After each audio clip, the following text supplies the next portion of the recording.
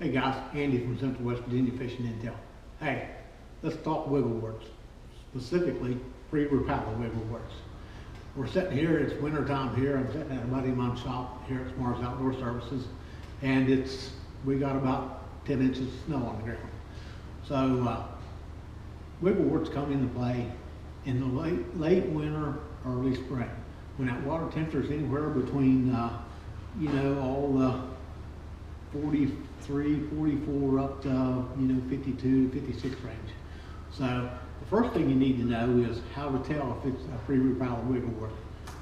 As you can see right here on the bottom here, on the bottom of your lip, it'll say wiggle wort on it. They still make these, but at the bottom of it will say storm on it instead of wiggle wort. That's how you know you have an original pre-Rapala wiggle wort. So that's how to tell that you have them. The history of these baits, they were made out in Oklahoma, all back in the early 80s. Yeah, around the early 80s. And they were made by the Storm Brothers. And they manufactured them for years. And up until about 1990, when they sold the company to Rapala, however you want to say it, that was when the molds was changed. The original molds are no longer in existence. That's why you kind of want the pre-Rapala wiggle wort. The thing about the pre-Rapala wiggle wort is how it hunts. Your action of the wiggle wort, you've got a real wide wobble, and then it'll kind of go off to the side and come back and track, and then dart off to the side. That's how you get the action of that. So that's the biggest thing in wiggle wort fishing is the action. It's got a really big side-to-side wobble action to it, and it really hunts. I don't do a whole lot to my wiggle worts. A lot of guys do different stuff.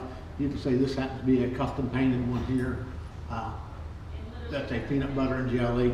Here's just a regular, true, old original wiggle wort with the brown wheel on it. The only thing I do to mine is I do use the snap. Some guys replace it with a split ring. You can see I still use a snap, but I do replace the hooks on it. They come with some of them come with a 6 hook on them, some of them with a 5, but they're kind of, the hooks are kind of not, they're just not sharp enough and not really good for me. I do not upsize mine any at all. I just replace mine. You can see right there, this here has the ST36 owner hooks on it.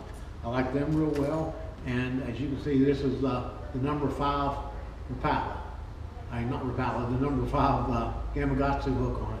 I like them real well. And also they make a size 5 in Gamakatsu in the all the Aaron Martin's finesse treble hook out, and I like those real well too. So any of those 3 hooks will work just fine for it.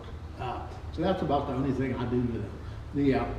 When we're talking about where to fish down, generally highland reservoirs.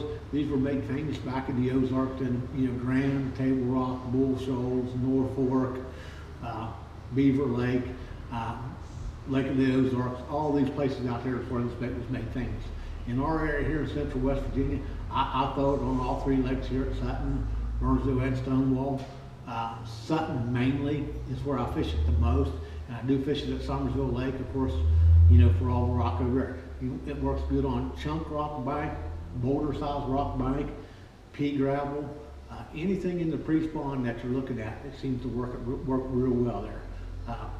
Equipment that I use, nothing really special to me. This here happens to be an Impulse Energy Series, crankbait rod. This is a medium glass graphite composite, 10 to 20 pound test line. It's rated for up 3/8 to 1 ounce hook. These happen to be about a 3/8 ounce bait. But I do something with a big bend to it. You look at here, you're looking at that rod flex is clear in the back. It's got the big parabolical bend to it. I like that real well. Line size, I'm basically a 10-pound line guy. I do go to 8 every now and then, but very rare. That's just the fish are a little deeper, but I generally like to use 10-pound line. Early in the spring, when that water temperature's in that 43 to 50 range, I'm using a 5-1-to-1 reel or a 5-5-to-1 reel. I want something with a slow reel retrieve to it, and I kind of work the bait. Kind of show you a little bit. I kind of do work the bait. When I'm cranking the bait, you'll see me pull my rod a little bit, catch back up to it, hold it a little bit, catch back up to it. I do not use a steady retrieve. where I stop and go retrieve, I use a steady retrieve, but I move the rod to create the action that I'm looking for. As most of you all know, you know, like when you were trolling, if you ever troll for any type of species, when you make a little bend with your boat and your crankbait changes direction, that's generally when you get bit. It's the same thing in crankbait fishing. I watch a lot of guys crankbait fish. They'll just go down the bank, you know, just chunking and winding and not moving the rod or not stopping and going, and that's generally how you catch your fish. Now, I will tell you, when the rod does get up a little bit, you know, the water temperature does get up a little bit, you know, I will go to a 6-3 to 1 reel. I can still slow it down, but the fish seem a little bit more aggressive, and it ends up making me catch up to them a lot faster, especially when you've got around a lot of smallmouth. Because a lot of times the smallmouth will hit it really hard and move it. It works great for all 3 species of fish. You know, spots, largemouth, and smallmouth. You catch them all on it.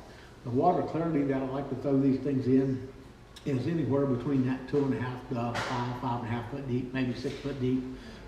Generally when I'm fishing on the highland reservoirs, you know, crawdad collars, you know, the brown crawls, the green crawls, peanut butter and jelly, the Missouri crawl, all those work really, really well. So that's what I'm looking for that. Now, if I get down there and that water is stained in that 2 to 3 foot, you know, I will go to a fire tiger. There's nothing wrong with throwing a fire tiger.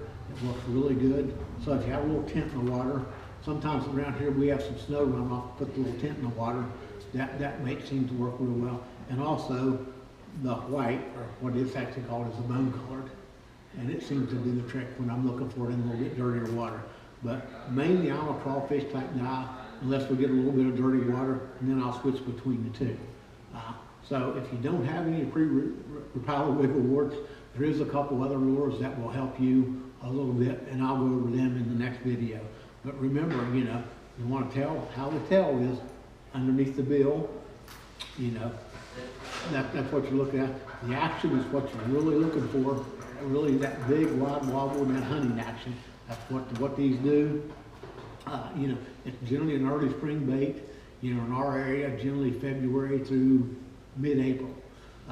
But you can fish these things. Don't forget to fish these things in the fall. You know, that water temperature gets down in that 56, say 45 to 56 range, they will eat these really well.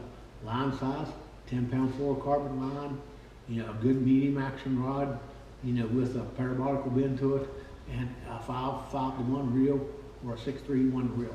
So that's about the history of the wiggle warts. I fish these baits a lot, fellas. I got about 30 of them left. So that's why I don't have a whole lot of alternatives to it. But I will show you some alternative baits that work really, really well. So until next time, guys, hey, good fishing. Thank you very much for watching.